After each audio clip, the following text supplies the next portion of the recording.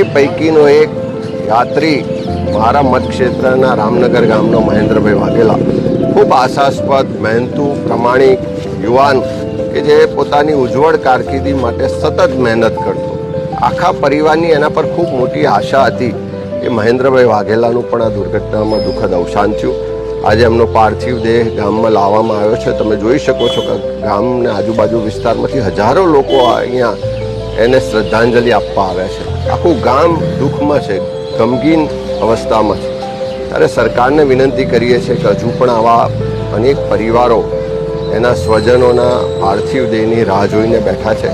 ત્યારે જે પણ ડીએનએ મેચિંગની પ્રક્રિયા છે, જે પણ આગળોની પ્રક્રિયા હોય એને ઝડપી બનાવવા માટે સરકારને વિનંતી છે.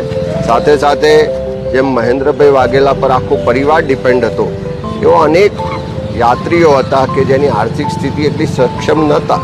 આખો પરિવારનો એના પર આધાર હતો, આશા હતી. ત્યારે એરલાઇન્સ કંપનીએ તો મૃતકને 1 કરોડ રૂપિયા આપવાની વાત કરી છે. હું રાજ્ય સરકાર અને કેન્દ્ર સરકાર બંનેને વિનંતી કરું છું કે સહાનુભૂતિપૂર્વક વિચારી આખી વિમાન દુર્ઘટનામાં જે પણ મૃતકો છે દરેક પરિવારને રાજ્ય અને કેન્દ્ર સરકાર મળીને 1 કરોડ રૂપિયાની સહાય આપે તો એ પરિવારને પણ મદદ મળશે. ક્યારેય સ્વજન પરિવારનો આપણે ગુમાવીએ, કોઈનું મોત થાય તો પૈસાથી એ કમી ક્યારેય એ જગ્યા ભરપાઈ થઈ શકવાની નથી. પૈસાથી એ સ્વજન ક્યારેય પાછું લાવી શકવાનો નથી.